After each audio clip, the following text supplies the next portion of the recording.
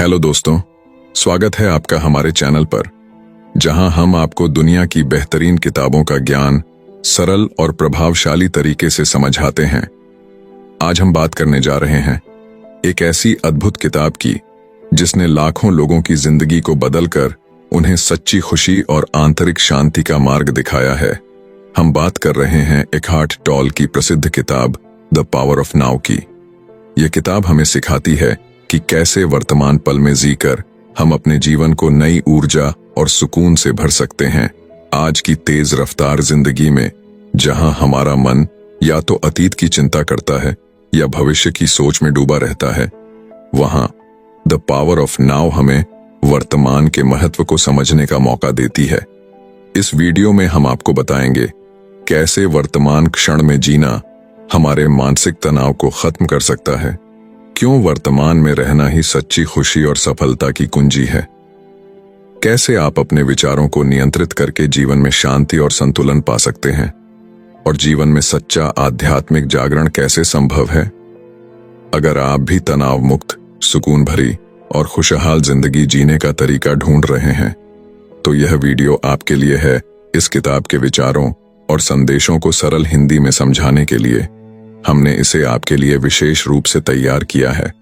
तो दोस्तों, वीडियो को अंत तक जरूर देखें, क्योंकि इसमें ऐसे अनमोल पाठ हैं जो आपके जीवन को बदल सकते हैं। साथ ही अगर आपको हमारा प्रयास पसंद आए तो वीडियो को लाइक करें, अपने दोस्तों और परिवार के साथ शेयर करें और हमारे चैनल को सब्सक्राइब करना ना भूलें। चलिए अब बिना देर किए शुरू करते हैं द पावर ऑफ नाउ के इस सफर को और जानते हैं कि कैसे हम वर्तमान में रहकर अपने जीवन को नई दिशा दे सकते हैं। इस किताब के लेखक एकहार्ट टोले अपनी लाइफ में ज्यादातर डिप्रेस्ड ही रहे, परेशान ही रहे। वो जब 29 साल के थे तो अक्सर आधी रात में उनकी नींद टूट जाया करती थी। उन्हें अपनी लाइफ एकदम बेकार लगती थी। ऐसा लगता था जीने का अब कोई मतलब नहीं बचा है। रात के अंधेरे में उन्हें दूर से आती एक ट्रेन की आवाज सुनाई देती थी। लाइफ में अब उन्हें किसी भी चीज से प्यार या अटैचमेंट नहीं रह गया था। ऐसे में उनके दिल से एक ही आवाज आती थी, आखिर क्यों मैं इस तरह मर मर के जी रहा हूं। एकहार्ट की पहले भी कई बार आधी रात को नींद टूटी थी, मगर वो रात सबसे डरावनी थी। उस रात एकहार्ट के मन में भयंकर तूफान उठ रहा था। वो सब कुछ छोड़ छाड़ कर हमेशा के लिए कहीं खो जाना चाहते थे। सबसे दूर एक ऐसी जगह जाना चाहते थे जहां से कहीं कोई वापस नहीं आता। उनसे अब और बर्दाश्त नहीं हो रहा था। एकहार्ट एक गहरी उदासी में डूब चुके थे। ऐसी कोई चीज नहीं थी जो उनके मन के खालीपन को भर पाती। ना फैमिली, ना फ्रेंड्स, ना उनकी जॉब, कोई चीज नहीं। वो उस डार्कनेस की तरफ बढ़ते चले जा रहे थे जो उन्हें अपनी तरफ खींच रहा था। नेक्स्ट मॉर्निंग जब एकहार्ट की नींद टूटी तो उन्हें विंडो के बाहर एक छोटी सी चिड़िया की चहचहाट सुनाई दी। आज से पहले उन्होंने कभी इस तरह की आवाज नहीं सुनी थी। उन्होंने धीरे से आंखें खोली और विंडो से आती हुई लाइट को देखा। वार्म सनलाइट उनके फेस पर पाड़ी डीडीएच रही थी, जो एकहार्ट फील कर सकते थे। अचानक उन्हें सब कुछ अच्छा लगने लगा। उनकी आंखों में आंसू भर आए। उन्होंने अपने चारों तरफ देखा। उन्हें अपना कमरे की हर चीज नई लग रही थी। आज से पहले उन्होंने इन चीजों पर कभी गौर ही नहीं किया था। लाइफ में फर्स्ट टाइम एकहार्ट ने घर के बाहर एक चक्कर लगाया। उन्हें आज हर चीज खूबसूरत लग रही थी, जिंदगी से भरपूर। उन्हें लगा जैसे उन्होंने आज एक नया जन्म लिया है। उस दिन से उन्होंने रोज पार्क जाना स्टार्ट कर दिया। वो एक बेंच पर बैठकर अपने चारों तरफ ब्यूटी एंजॉय करते थे। पेड़, डैच, हवा, छोटे छोटे जानवर, सनलाइट, हर चीज उन्हें अच्छी लगने लगी थी। एकहार्ट इस दुनिया में एकदम अकेले होकर भी काफी खुश थे। फिर जल्द ही ऐसा हुआ कि लोग उनके पास आकर उनसे पूछते थे, आपकी इस हैप्पीनेस का सीक्रेट क्या है? हम भी आपकी तरह खुश रहना चाहते हैं, हम क्या करें? इस पर एकहार्ट उन्हें बोलते, खुशी तुम्हारे अंदर ही है, बस तुम्हारे दिमाग में इतना शोर भरा हुआ है कि तुम्हें अपनी खुशियों की आवाज सुनाई नहीं देती। धीरे धीरे एकहार्ट ने फील किया कि वो एकदम किसी स्पिरिचुअल टीचर की तरह बात करने लगे हैं। आपको क्या चीज परेशान कर रही है? ऐसा क्या है जो आपके माइंड में चल रहा है? क्या आप फ्यूचर की चिंता में डूबे हैं? क्या आपको पास्ट का रिग्रेट सता रहा है? क्या आप बोल सकते हैं कि आप एक भरपूर लाइफ जी रहे हैं? क्या कभी ऐसा हुआ कि आपके मन में कोई चिंता, कोई फिक्र नहीं थी? क्या कभी ऐसा हुआ कि आपने सिर्फ आज के बारे में सोचा? इस बुक में आप अपने आज में जीना सीखेंगे। आप अपने प्रेजेंट लाइफ को और इस खूबसूरत दुनिया को एप्रिशिएट करना सीखेगो।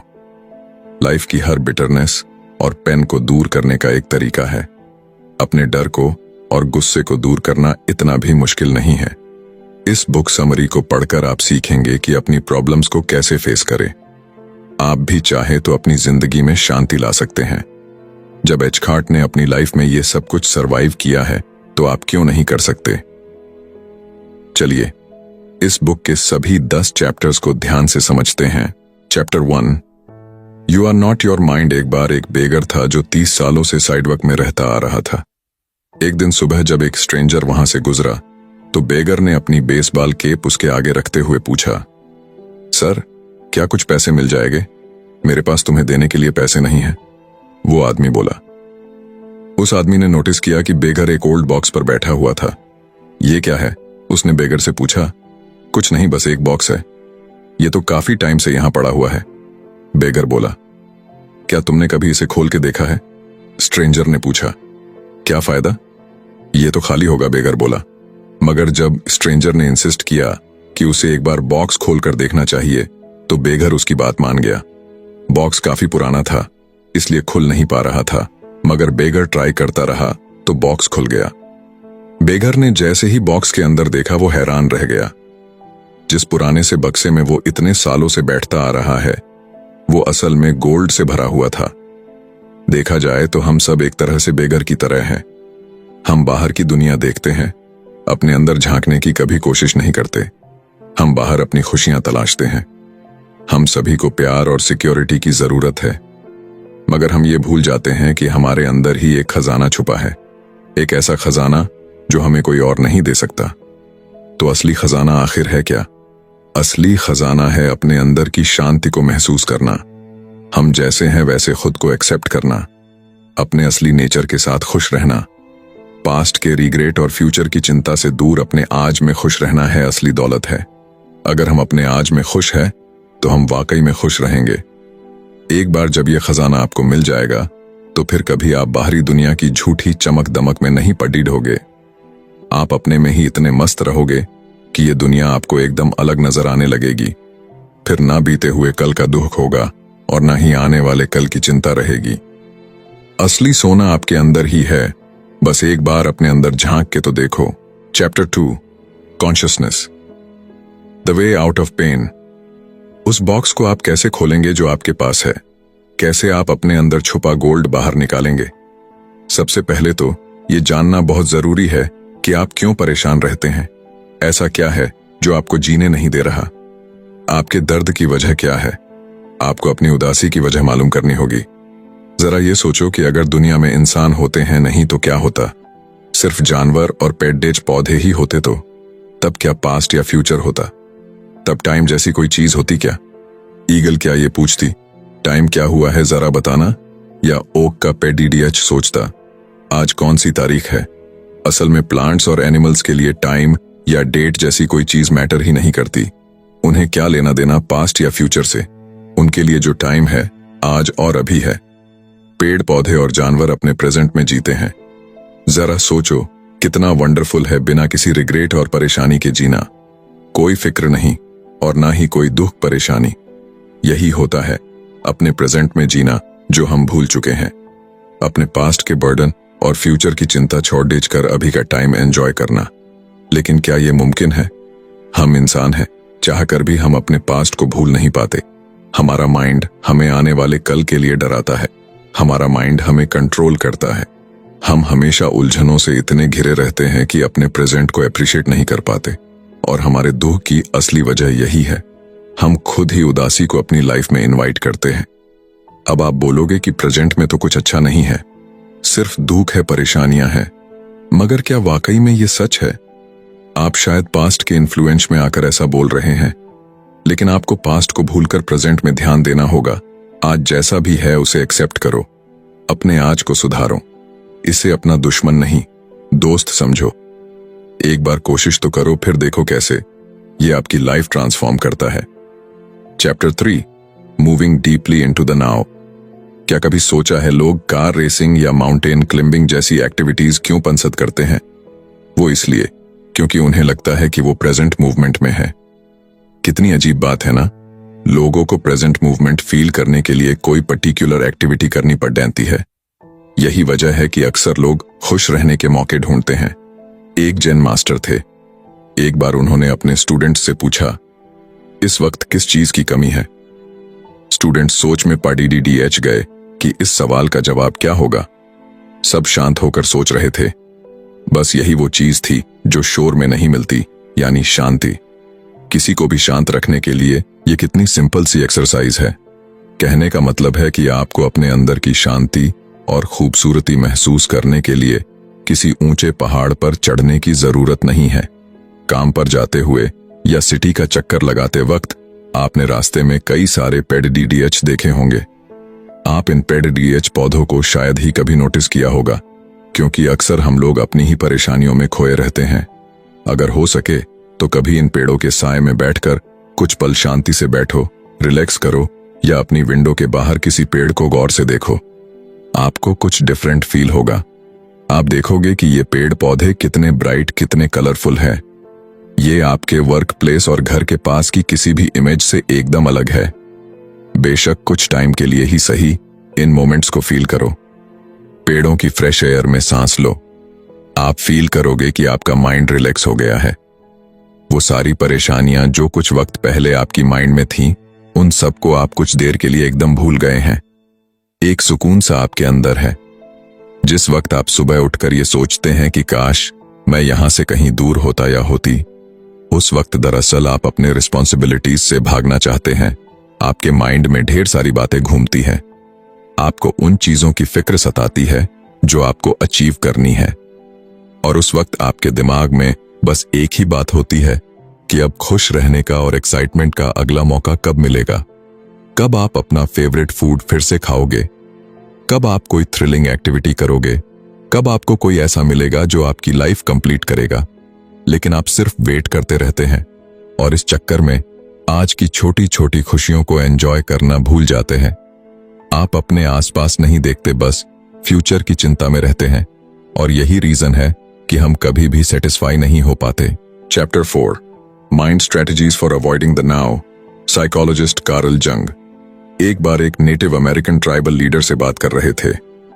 ट्राइबल चीफ ने जंग को बताया कि गोरे लोग बड़े क्रूअल नेचर और नेगेटिव एटीट्यूड वाले होते हैं। ट्राइबल चीफ का यह भी कहना था कि व्हाइट लोगों को हमेशा कुछ ना कुछ चाहिए होता है।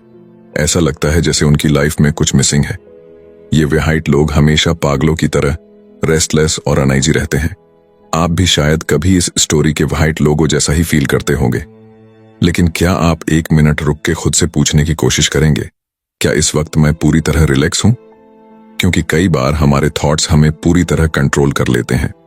हम आपको वो रीजंस बताते हैं कि क्यों आपका माइंड आपको रोकता है अपने आज को एंजॉय करने से। तो इसका पहला रीजन है रिसेंटमेंट, यानी अपनी जॉब को लेकर, या किसी इंसान को लेकर, या फिर किसी काम को लेकर आपके दिल में जो बिटरनेस होती है। हमें कई बार ऐसा लगता है कि हम ऑफिस में बहुत ज्यादा लोड ले रहे हैं, या फिर कोई कलीग हमें इरिटेट कर रहा है। ये चीजें हमारे अंदर बिटरनेस, खटास पैदा करती हैं, लेकिन इसका कोई फायदा नहीं है। आप इन चीजों को लेकर नेगेटिव नहीं हो सकते। बेटर होगा कि सिचुएशन को चेंज करने की कोशिश करो। जो चीज आपको डिस्टर्ब कर रही है उसे आप रोक सकते हैं। ये आपके हाथ में है कि आप उस इंसान के पास जाकर खुलकर बात करो। जो चीज आपको इरिटेट करती है उसे रोकने की पहल सिर्फ आप कर सकते हो। आप खुद को नेगेटिव होने से रोक सकते हो। ये एकदम आपके हाथ में है। ये बिल्कुल उसी तरह है जैसे कि आपने कोई भारी चीज आपके कंधों पर है। जस्ट ड्रैप इट, उस भारी चीज को छोड़ दो। जब भी आपको नेगेटिव फीलिंग आए, उसी वक्त नेगेटिविटी को अपने दिल से निकाल फेंको और एक फ्रेश शुरुआत करो। कंप्लेंट करने के बजाय अपने दिल का बोझ उतार कर फेंक दो। असल में देखा जाए तो बेकार की चीजों को अपनी लाइफ से रिमूव करके सिचुएशन को अपने कंट्रोल में करना इतना भी मुश्किल नहीं है।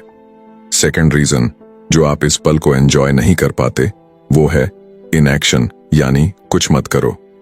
अगर कोई सिचुएशन आपको दुखी करती है तो आप उसे चेज कर सकते हो या एक्सेप्ट कर सकते हो। यहां तक कि आप अपने रॉन्ग डिसीजन से भी काफी कुछ सीख सकते हो।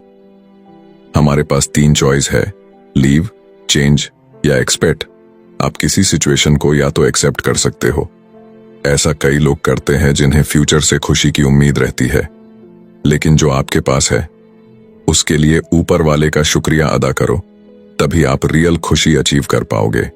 इमेजिन करो आप किसी लाइन में लगे हो कि तभी आपके पीछे खड़े लोगों का शोर सुनाई देता है। लोग कंप्लेंट कर रहे हैं, इरिटेट हो रहे हैं और नेगेटिव बातें कर रहे हैं, मगर आप शांत रहो। जब काउंटर पर आपका नंबर आता है तो अटेंडेंट आपसे बोलता है, सॉरी आपको वेट करना पड़ा। तो आप बोल सकते हैं, कोई बात नहीं, मुझे वेट करने में कोई प्रॉब्लम नहीं हुई, मैं तो बस एंजॉय कर रहा था। Chapter 5 the state of presence. अब जरा अपनी आंखें बंद करो और कंसंट्रेट करने की कोशिश करो। खुद से पूछो, मेरा नेक्स्ट थॉट क्या होगा। खुद को नेक्स्ट थॉट के लिए अलर्ट रखो, जो आपके माइंड में किसी भी टाइम आ सकता है, जैसे कोई बिल्ली चूहे की टाक में रहती है। आप नोटिस करोगे कि एक नए थॉट के चक्कर में आप अलर्ट होकर वेट कर रहे हो, क्योंकि आप भी स्टेट ONF प्रेजेंस में हो। इस वक्त आपको कुछ और ख्याल नहीं आ रहा, ना कोई टेंशन, ना रिग्रेट। तभी आपका कंसंट्रेशन फेड होने लगता है, आपकी अलर्टनेस कम हो जाती है, दिमाग में फिर से खलबली मचती है और शांति भंग हो जाती है, और आप एक बार फिर से अभी की दुनिया में लौट आते हैं। स्टेट ONF प्रेजेंस सिखाने के लिए जेन मास्टर्स एक वुडन स्टिक लेकर अपने स्टूडेंट्स पर अचानक पीछे से अटैक करते हैं। अगर कोई स्टूडेंट कंसंट्रेट नहीं कर रहा है या उसके माइंड में कुछ चल रहा है तो वो एकदम से रिएक्ट करेगा, मगर जो स्टूडेंट अलर्ट होगा उसे जेन मास्टर की प्रेजेंस का पता चल जाएगा। उसे फील हो जाएगा कि क्या होने वाला है, इसलिए वो ऑलरेडी रेडी रहेगा और किसी भी अटैक से खुद को बचा लेगा। अगर आप प्रेजेंट और अलर्ट नहीं रहोगे, अगर आप अपने कॉन्शियसनेस में डीपली नहीं जाओगे, तो आपके थॉट्स आपको ऐसे ही खींचते रहेंगे जैसे नदी में कोई लकड़ी बहती चली जाती है। डीपली रूटेड का मतलब है कि अपनी बॉडी और माइंड पर पूरी कंट्रोल, यानी अपनी सराउंडिंग को लेकर फुली अवेयर रहना। Chapter 6 the inner body. आप अपनी इनर बॉडी के साथ कैसे कनेक्ट करते हैं। एक बार फिर अपनी आंखें क्लोज करो और रिलैक्स हो जाओ। गहरी सांस लो। अपनी बॉडी को अपने मन की आंखों से देखो। हर सांस के साथ अपने सीने को उठता गिरता देखो। क्या आपको कुछ फील हुआ? क्या आपको लगा कि आप इस पल में जी रहे हैं? क्या आपको अपनी बॉडी की पावर फील हुई? क्या आपको एहसास हुआ कि आप अपने आप में एक स्ट्रॉन्ग एनर्जी का सोर्स हैं? एक बार करने के बाद आपको रियलाइज होगा कि आप कितना कुछ कर सकते हैं। आपकी इनर बॉडी फॉर्मलेस और लिमिटलेस है, मगर इसकी ताकत का अंदाजा आपको भी नहीं है। हर रिलीजन, चाहे ईस्ट का हो या वेस्ट का, हमें यही सिखाता है कि हमें फास्टिंग करनी चाहिए और जितना हो सके उतना बॉडी प्लेजर से दूर रहे। मतलब कि कुछ रिलीजियस प्रैक्टिस बॉडी की डिमांड के खिलाफ लड़ने की कोशिश करती है। कुछ रिलीजन्स में आउट ONF बॉडी एक्सपीरियंस की बात भी कही गई है, जहां हम अपनी बॉडी के फिजिकल फॉर्म से निकल सकते हैं। इस तरह की प्रैक्टिस हमें एनलाइटमेंट देगी, मगर लंबे टाइम के लिए नहीं, क्योंकि कभी ना कभी हमें वापस बॉडी में लौटना ही पड़ेगा। मगर रियल ट्रांसफॉर्मेशन बॉडी से दूर जाने में नहीं है, बल्कि इसे एक्सेप्ट करने में है। रिलीजियस प्रैक्टिसेस आपको बॉडी के बाहर एनलाइटमेंट की तलाश सिखाती है। आप खुद से बॉडी से बाहर ढूंढने निकल पड़ते हैं, लेकिन सच तो यह है कि अपनी इनर बॉडी के थ्रू ही हम ट्रुथ यानी सच को हासिल कर सकते हैं, और अपनी इनर बॉडी को जानना हमारे एजिंग प्रोसेस को स्लो करता है। बेशक आपकी आउटर बॉडी उम्र के साथ कमजोर पड़ती जाएगी। अगर आप 80 के भी हो जाओगे तो भी आपकी इनर बॉडी हमेशा यंग और लाइव रहेगी। आप और ज्यादा लाइट और फुल ONF एनर्जी फील करोगे। अपनी इनर बॉडी को जानने से हमारा इम्यून सिस्टम भी स्ट्रांग रहता है, क्योंकि हमारी बॉडी के अंदर जो कुछ भी होता है उसे लेकर हम कॉन्शियस रहते हैं। आप किसी बैड हैबिट्स के शिकार नहीं होंगे और ना ही किसी के नेगेटिव इन्फ्लुएंस में आएंगे। गुस्से, डर या डिप्रेशन जैसी चीजों से भी आप खुद को इजीली बचा सकते हैं। Chapter 7 portals into the unmanifested. Unmanifested क्या है? इसे हम ची से लिंक कर सकते हैं, जो कि यूनिवर्सल लाइफ एनर्जी है। ची एक नदी की तरह है जो यूनिवर्स से हर एक लाइफ फॉर्म में बहती है और वापस यूनिवर्स में लौट जाती है। जब हम अपनी इनर बॉडी में डीप चले जाते हैं तो हम इसी एनर्जी सिस्टम के साथ मिल जाते हैं। ची नदी की तरह बहती है, जबकि अनमैनिफेस्टेड शांत रहता है। कभी जब आपको ड्रीमलेस नींद आती है, उस वक्त आप अनमैनिफेस्टेड ही फील कर रहे होते हो। ये एक शांत स्टेट है, मगर काफी एनर्जी से भरा हुआ है। अनमैनिफेस्टेड का मेन पोर्टल अभी का मोमेंट होता है। फिजिकल वर्ल्ड में हम टाइम के गुलाम होते हैं, मगर टाइमलेस होना ही प्योर ब्लिस है। यानी एक ऐसी स्टेज जहां सिर्फ शांति है, जहां आप हर बंधन से आजाद है और अनमैनिफेस्टेड को महसूस कर सकते हैं। आप नेचर के जितना पास रहेंगे, उतना ही स्ट्रांगली इसे एप्रिशिएट कर पाएंगे। सुबह उठकर सनराइज को देखो, किसी नदी के किनारे बैठकर उसे बहते हुए देखो, या रात में आसमान की तरफ देखो, या आग की सुनहरी लपटों को गौर से देखो। ये सब आपको कितना सुकून दे सकते हैं, आप सोच भी नहीं सकते। जब आप नेचर को देखते हो, उस वक्त आपका माइंड एकदम फ्री होता है। आपको वक्त का पता ही नहीं चलता। इस वक्त आप टाइम के गुलाम नहीं होते। आप सिर्फ उस वक्त में मौजूद रहते हैं और उसे इंटेंसली फील करते हैं। इसीलिए ये सीखना जरूरी है कि हम नेचर के सामने खुद को सरेंडर कर दें। हर उस चीज को अपने अंदर से निकाल फेंको जो आपको अभी इस वक्त को एंजॉय करने से रोक रही है। इस वक्त में खुद को सरेंडर करके देखो, आप खुद को और ज्यादा अलाइव महसूस करोगे। एक और एक्सरसाइज है जो आप कर सकते हैं। कुछ देर के लिए अपना cell phone switch on off कर दो। ध्यान रहे कि इस दौरान कोई आपको डिस्टर्ब ना करे। अपनी पीठ को स्ट्रेट करो और रिलैक्स पोजीशन में बैठ जाओ। गहरी सांस लो। अपनी इनर बॉडी को फील करो। कुछ सोचो मत, बस फील करो। अपनी एनर्जी, अपने ऑरा को फील करो। इस मोमेंट में खुद को सरेंडर करो।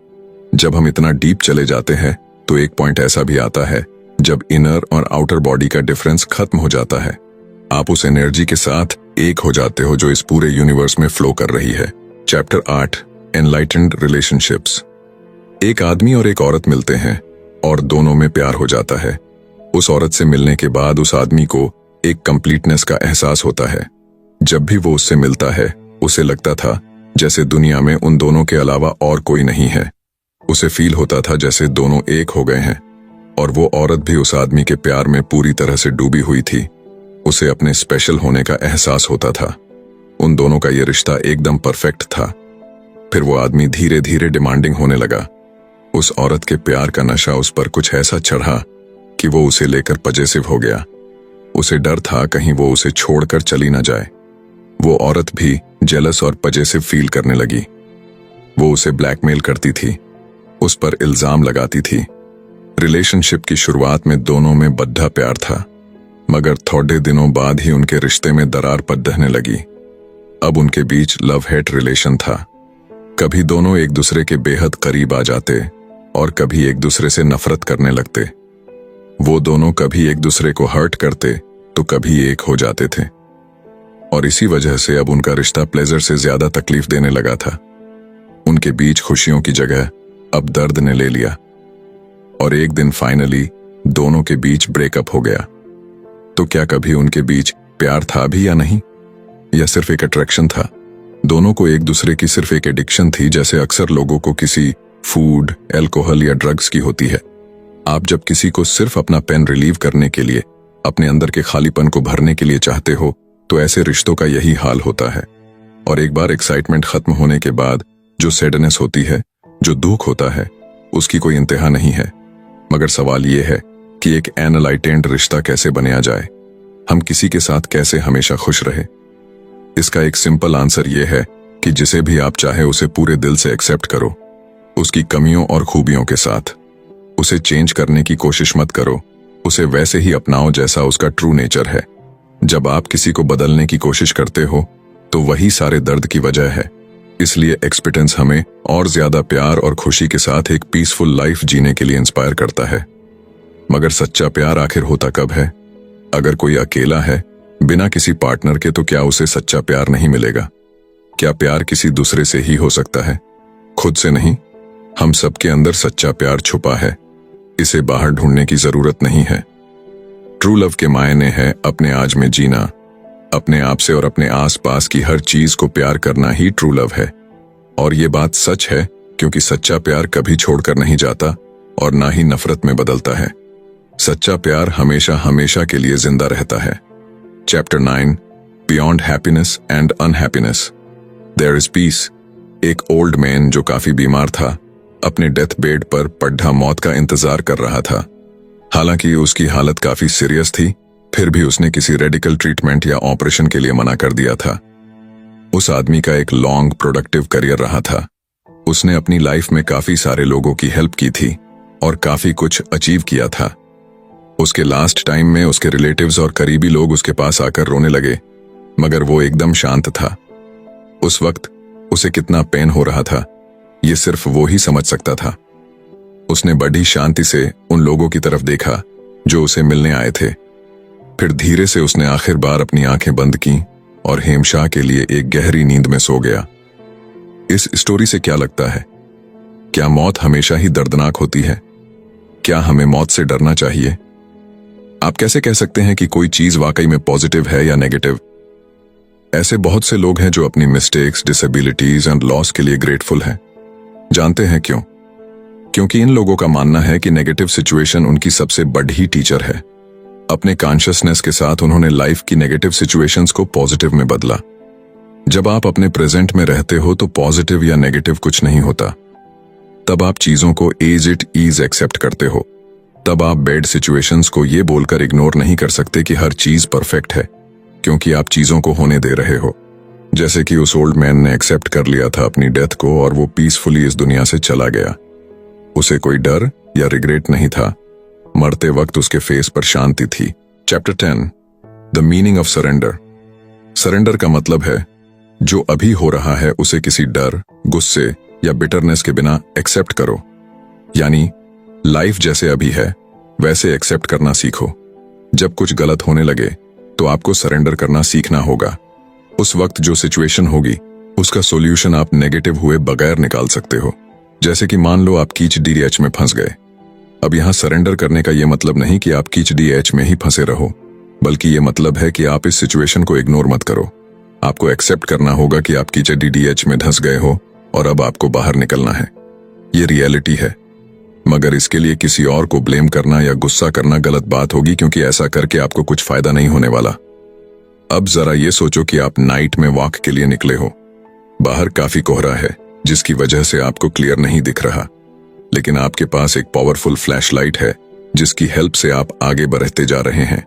ठीक यही सिचुएशन आपकी लाइफ में भी है। ये घना कोहरा हमारी लाइफ की डिफिकल्ट सिचुएशंस होती है, मगर जो हमारे हाथ में फ्लैशलाइट है वो हमारा कॉन्शियसनेस है, जिससे हम अपना रास्ता बनाते हुए आगे बढ़ते हैं। इस पावरफुल लाइट के साथ चलना कितना आसान हो जाता है। ये आपको चलने में हेल्प करती है और आप अपनी नाइट वॉक एंजॉय कर पाते हो। जब हम अपने सिचुएशंस के साथ सरेंडर करने से इनकार कर देते हैं तो ये दुनिया हमें नेगेटिव लगने लगती है। आपको हर टाइम यही डर रहता है कि अब आगे क्या होगा। क्या होगा अगर कोई डिजास्टर हुआ तो, अगर कोई बड़ी मुसीबत आई तो। आप हर किसी पर शक करने लगते हैं।